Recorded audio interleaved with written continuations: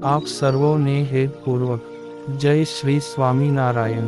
આજની સત્સંગ કથા વાર્તા નિજ મંદિર સાવરકુંડલા પવિત્ર ચાતુર્માસ વિશેષ। આજની સત્સંગ કથા વાર્તામાં આપણે ચરિત્ર કથા અંતર્ગત સાયલા પાસેના ગામ ચોરાવીરાના હરિભક્ત શામજી પટેલની પ્રસંગ વાર્તા સાંભળશું।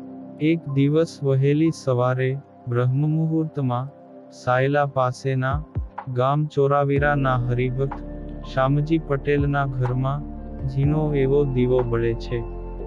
શામજી ભગતે પ્રભુને સંભાળીને દાંતણ પાણી સ્નાન કરી પ્રભુની પૂજા કરી ને પટલાણીએ ચૂલો સળગાવીને શિરામણ સારું રોટલા ઘડ્યા તેમજ કેળામાં ભાતું જમવા સારું 2 હવેજ્યા થેપલા પણ કર્યા। શામજી પટેલે દહીં ને રોટલો ને માંટલાનો વેકરીયો ગોળ ભગવાનને ધરાવીને શિરામણ જમ્યા। પછી 2 હવેજીયા થેપલા પછેડીને છેડે બાંધ્યા ને માથે 1 મણ ઘીનો ગાડવો ઉપાડીને ગઢપુરને માર્ગે ચાલ્યા। તે ગઢપુર પહોંચીને પ્રભુને ભેટવાની ઈચ્છાએ શામજી પટેલ પૂરજોશમાં ચાલ્યા જાય છે। તે ઉતાવળે ચાલતા રસ્તે આવતા ગામો ગામ વટાવ્યા ને વાટમાં ઝાડવાને છાંયડે પોરો ખાઈને વળી ચાલ્યા ને મનમાં પ્રભુ મિલન ને સહુન સંતો ભક્તોના દર્શનનો વિચાર કરતા કરતા ને દર્શનની તાલાવેલીથી પટેલ ગઢડા આવી પહોંચ્યા। તે ગઢપુરની બજારે આવીને પટેલ બોલ્યા, જે લાધા ઠક્કર જય સ્વામિનારાયણ। આ સાંભળતા નામું લખી રહેલા ઠક્કરે ઊંચું જોયું।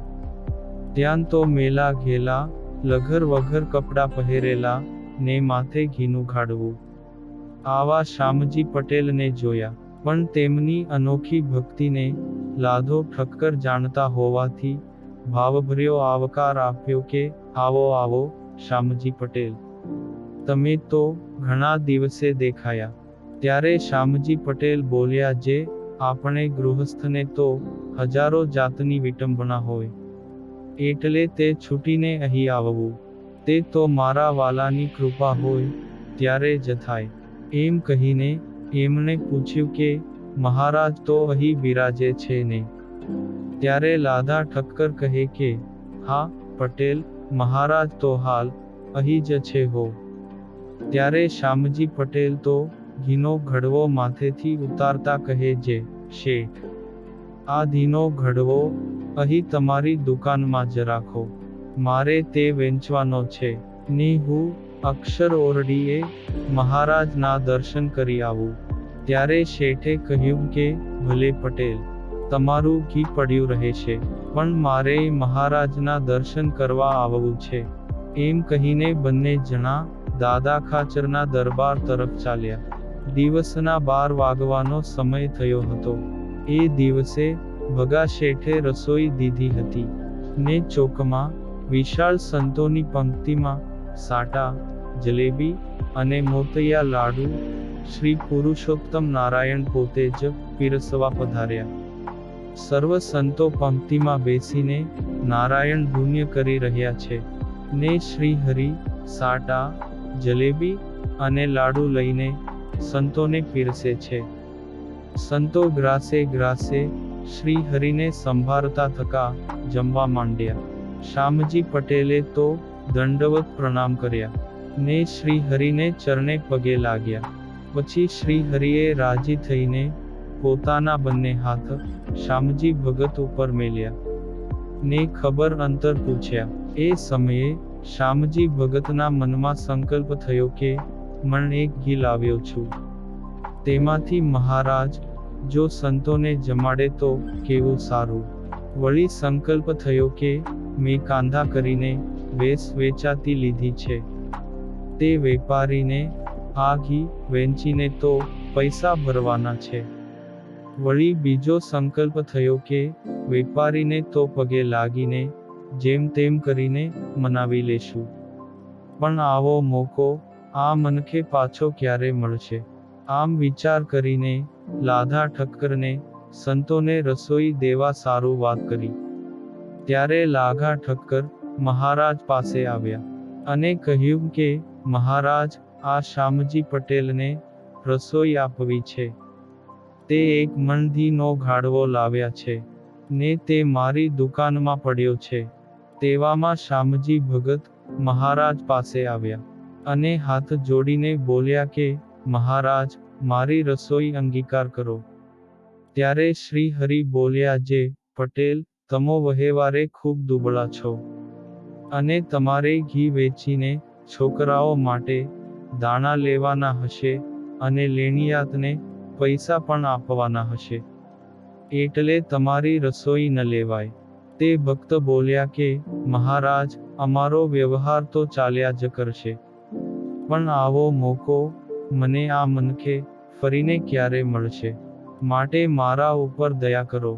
ત્યારે મહારાજે કહ્યું કે ભલે ભગત, આવતીકાલે તમારી રસોઈ કરીશું. પછી બીજે દિવસે રસોઈ બનાવી. મોતિયા લાડુ, દાળ, શાક, ભાત, ભજીયા વગેરે ભોજન કરી ભગવાને પોતાને હાથે જ સંતોને જમાડ્યા અને ભગતને પણ જમાડ્યા. પછી બીજે દિવસે ઘીનું ઠામ લઈ પોતે ઘેર જવા તૈયાર થયા. ત્યારે મહારાજને દર્શને આવીને દંડવત કરવા માંડ્યા. તે મહારાજે કહ્યું કે ભગત, તમારે જમીન કેટલી છે?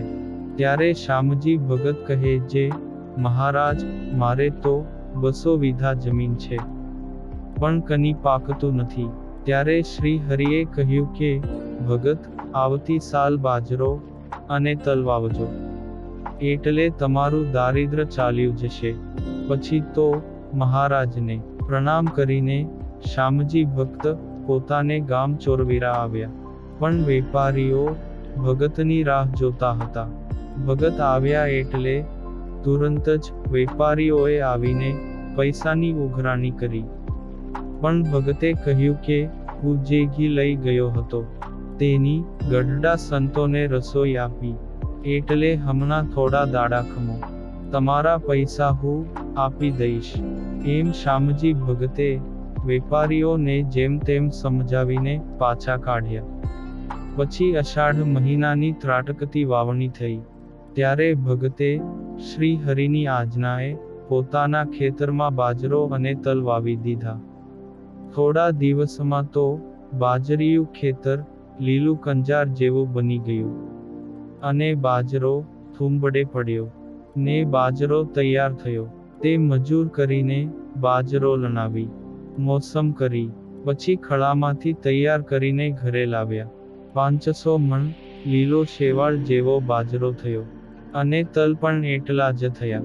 સારા ભાવતાલ હતા, એટલે ભગતે બાજરો ને તલ વેચીને કરજ ભરી દીધું અને પૈસા વધ્યા એમાંથી સુખેથી ઘરનો વ્યવહાર ચલાવ્યો. આમ શ્રી પ્રભુના આશીર્વાદે વર્ષો વરસ સારી ઉપજ આવવા માંડી અને શ્યામજી ભગત તો પૈસે ટકે સુખી થયા.